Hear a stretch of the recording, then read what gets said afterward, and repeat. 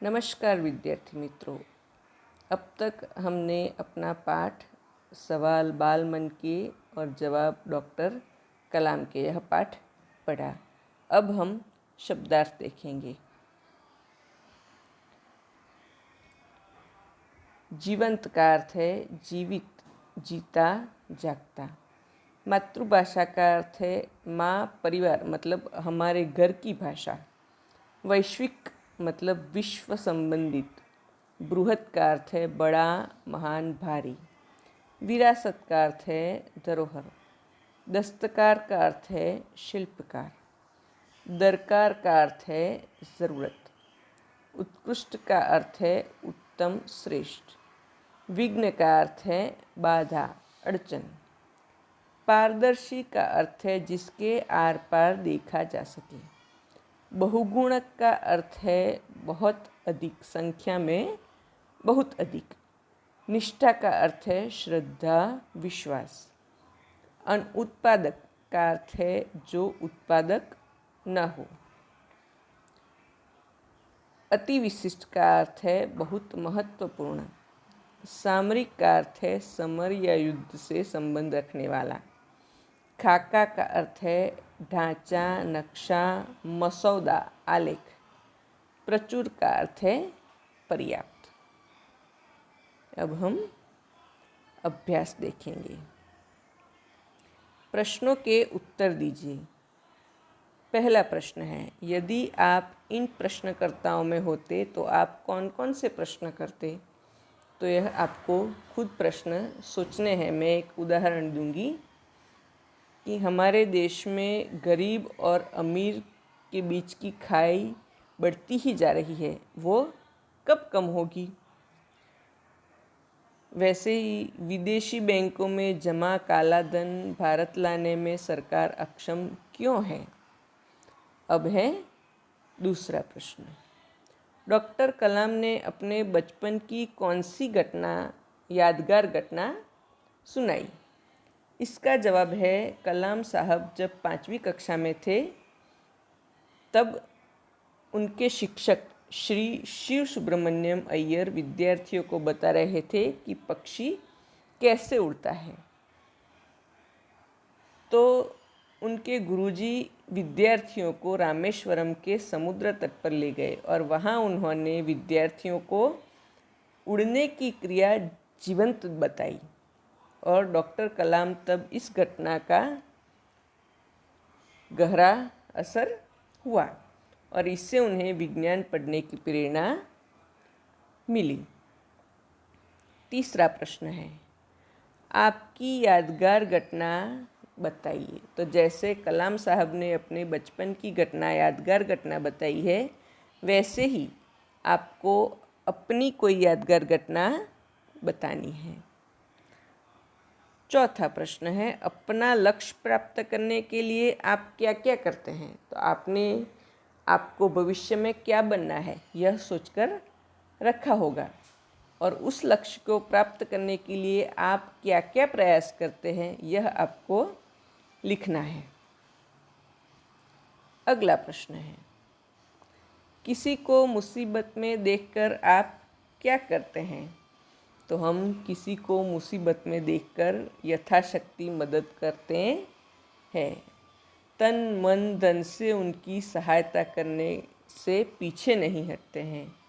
इसके लिए हम अपने माता पिता से कुछ मांगने में भी संकोच नहीं करते हैं और आसपास पड़ोसी भी सहायता के लिए आ जाते हैं।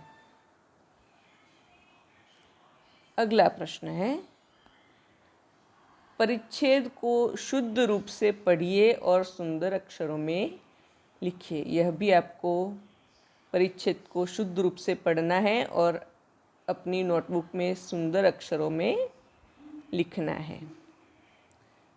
तीसरा प्रश्न है, बचपन में हमें किस भाषा को प्रमुखता देनी चाहिए, मातृभाषा या अंग्रेजी, और वो क्यों? उसका जवाब है कि बचपन में हमें मातृभाषा को महत्व देना चाहिए।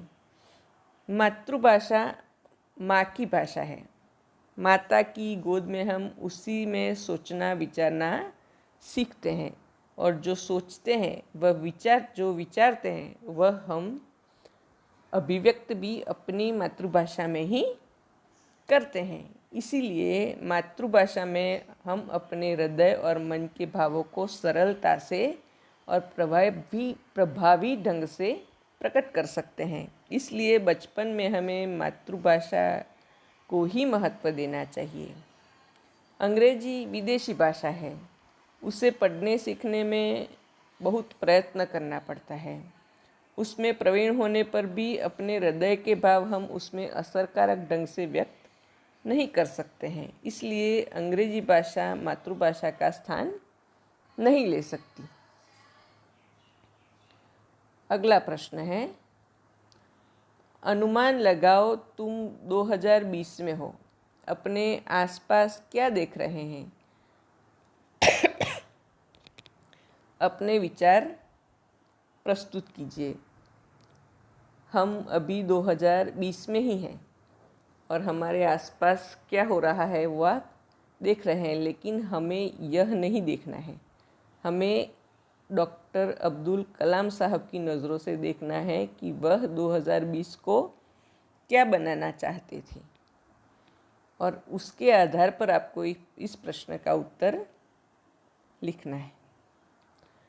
तो हम इस प्रश्न के उत्तर में लिखेंगे कि हम देख रहे हैं कि चारों ओर हरियाली छा रही है। पिछले वर्षों में वृक्षारोपण की प्रवृत्तियों में तेज़ी आने से यह संभव हुआ है। हमारे सामने की सड़क पर हरे भरे पेड़ फूलों से लदे हुए खड़े हैं। सड़क चौड़ी और साफ सुथरी है। लोग चीज़ें खरीदने के लिए मॉल में जा रहे हैं। सड़कों पर रिक्शे कम हो गए हैं, कारों की संख्या बढ़ गई है। इनमें भी छोटी कारें ज़्यादा हैं। पेट्रोल पंप बहुत व्यस्त हैं। फ्लाईओवर पर वाहनों का रेल देखने में बहुत अच्छा लगता है। लड़कियां फर्राटे से दोपहरिया वाहनों पर आ जा रही है। नुक्कड़ पर कोई बेकार खड़ा हुआ नहीं है। और ऐसे ही हम हमारे 2020 को प्रगतिशील देश के रूप में देख सकते हैं। अब आया है स्वाध्याय। प्रश्नों के उत्तर दीजिए। पहला प्रश्न है, पढ़े हुए से देखा हुआ ज़्यादा याद रह जाता है, क्यों? जवाब है, देखे हुए दृश्य का चित्र मस्तिष्क में ज्यों के त्यों अंकित हो जाता है। पढ़ने से केवल मन में काल्पनिक चित्र बनता है। कल्पना में वह सच्चाई नहीं होता है, लेकिन जब आप सच्चाई देखते हैं वह यथार्थ हो जाती है। इसलिए पढ़े हुए से देखा हुआ ज़्यादा देर तक याद रहता है। दूसरा प्रश्न है, भाषा के विषय में डॉक्टर कलाम ने क्या बताया है? तो डॉक्टर कलाम ने बताया है कि उन्होंने अपनी माध्यमिक शिक्षा की पढ़ाई मातृभाषा में की थी। कॉलेज और आगे की शिक्षा में उनकी पढ़ाई का माध्यम अंग्रेज़ी भाषा था। कलाम के विचार से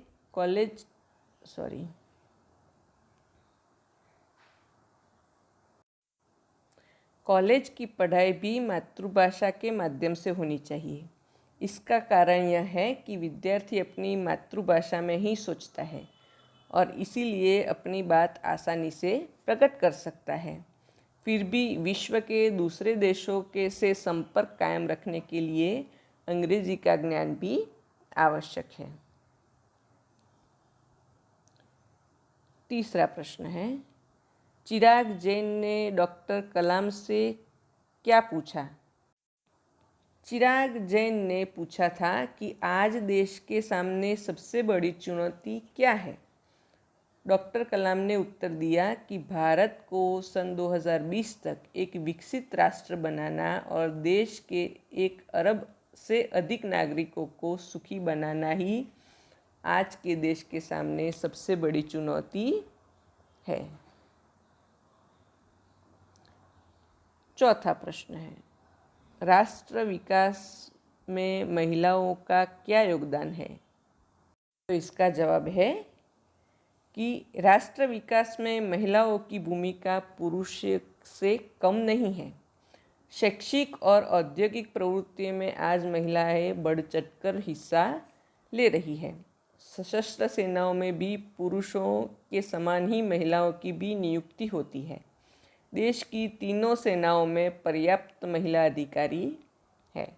सेना के लिए विभिन्न उपकरण बनाने में भी महिलाएं काम कर रही है। इस प्रकार राष्ट्र के विकास में महिलाओं का बहुमूल्य योगदान है।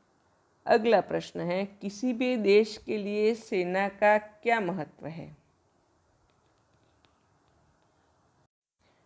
तो इसका जवाब है कि सेना किसी भी देश का अनिवार्य अंग है।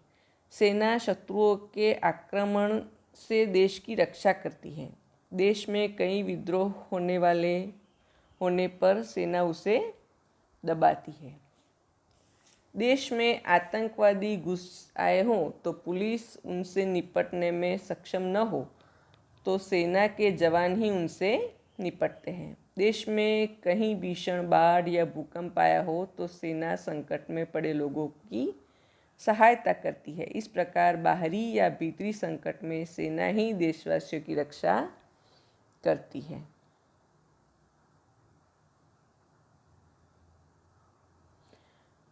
मुहावरों का अर्थ देकर वाक्य में प्रयोग करें। पहला है जी तोड़ मेहनत करना। इसका जवाब है बहुत मेहनत करना।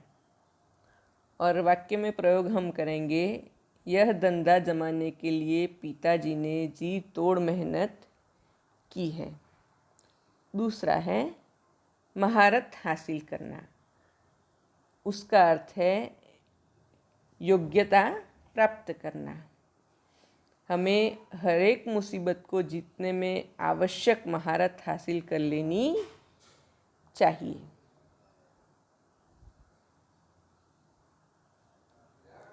अगला है रूपरेखा के आधार पर कहानी लिखिए। एक ब्राह्मण स्त्री, नेवला पालना, पानी भरने के लिए बाहर जाना, लौटने पर नेवले का मुख खून से सना देखना, बच्चे की हत्या की शंका, नेवले पर गड़ा पटकना, बच्चे को जिंदा पाना, पास ही मरा हुआ सांप पाना, पछतावा और सीख। यह कहानी इन मुद्दों के आधार पर आपको लिखनी है। अगला प्रश्न है, मातृभाषा में अनुवाद कीजिए।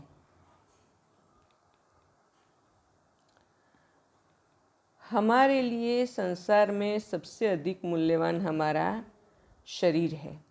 शरीर के द्वारा ही हम सभी काम करती है। इसीलिए शरीर का स्वस्थ रहना बहुत ज़रूरी है। शरीर को स्वस्थ रखने के लिए व्यायाम करना आवश्यक है। व्यायाम से शरीर मजबूत और सुडौल बनता है। अंग अंग में स्फूर्ति आती है। शरीर में आलस्य नहीं रहता है। तो इसका मातृभाषा में हम अनुवाद करेंगे। हमारे लिए संसार में सबसे अधिक मूल्यवान हमारा शरीर है। तो આપણા માટે સંસારમાં સૌથી વધારે મહત્વ શેનું છે? આપણા શરીરનું।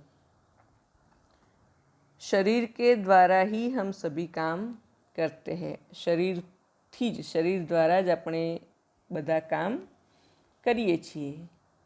इसलिए शरीर का स्वस्थ रहना बहुत ज़रूरी है। એટલે જ શરીરનું સ્વસ્થ રહેવું, તંદુરસ્ત રહેવું જરૂરી છે। शरीर को स्वस्थ रखने के लिए व्यायाम करना आवश्यक है। શરીરને તંદુરસ્ત રાખવા માટે વ્યાયામ कसरत करवी બહુ जरूरी છે। व्यायाम से शरीर मजबूत और सुडोल बनता है। कसरत करवाथी शरीर मजबूत अने सुडोल बने छे। अंग अंग में स्फूर्ति आती है। शरीरना दरेक अंग में स्फूर्ति आवे छे। शरीर में आलस्य नहीं रहता। शरीर में आळस रहती नहीं। अहींया आपणुं स्वाध्याय पूरुं थाय छे। हवे आवे छे भाषा सज्जता। सर्वनाम। आप सर्वनाम एवं उसके प्रकार पढ़ चुके हैं। अब निम्नलिखित वाक्यों में सर्वनाम शब्द छांटिए तथा उनके प्रकार भी बताइए। हम पाठशाला जाएंगे। उसमें जो हम है वह पुरुषवाचक सर्वनाम है। यह मेरी किताब है, तो उसमें यह है वह निश्चयवाचक सर्वनाम है। तीसरा है कोई आ रहा है। इसमें कोई वह भी अनिश्चयवाचक सर्वनाम है। चौथा तुम्हें क्या चाहिए। इसमें तुम्हें है वह पुरुषवाचक सर्वनाम है। यह मीना है जिसने कल गीत गाया था। यह और जिसने यह संबंधवाचक सर्वनाम है।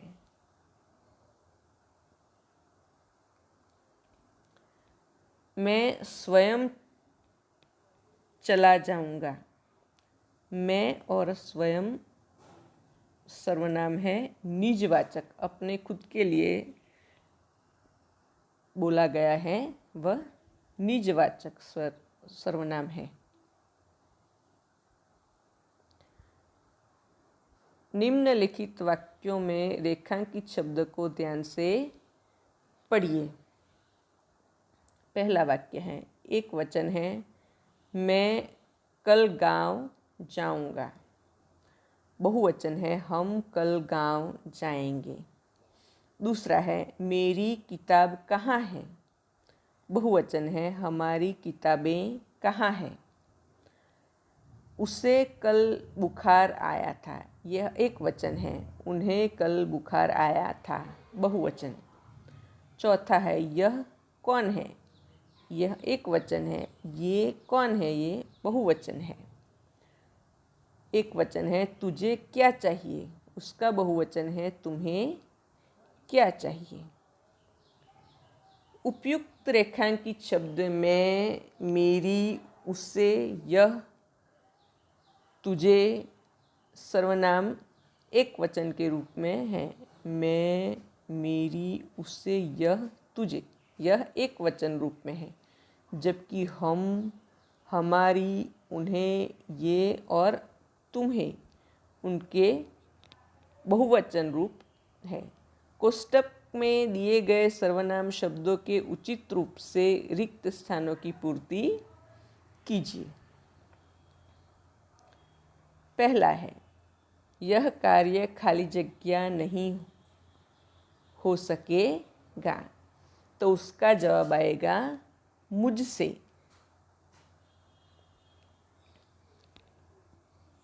मैं सर्वनाम है, उसका उचित रूप होगा मुझसे नहीं हो सकेगा। यह कार्य मुझसे नहीं हो सकेगा। दूसरा है, पापा ने खाली जगह बुलाया है। सर्वनाम है तुम। तो हम रिक्त स्थान में भरेंगे, पापा ने तुम्हें बुलाया है। तीसरा है, जो लड़की वहाँ खड़ी है मैं खाली जगह नहीं जानता। तो यहाँ पे वह सर्वनाम का हमें उचित रूप रखना होगा। तो हम क्या रखेंगे, जो लड़की वहाँ खड़ी है मैं उसे नहीं जानता।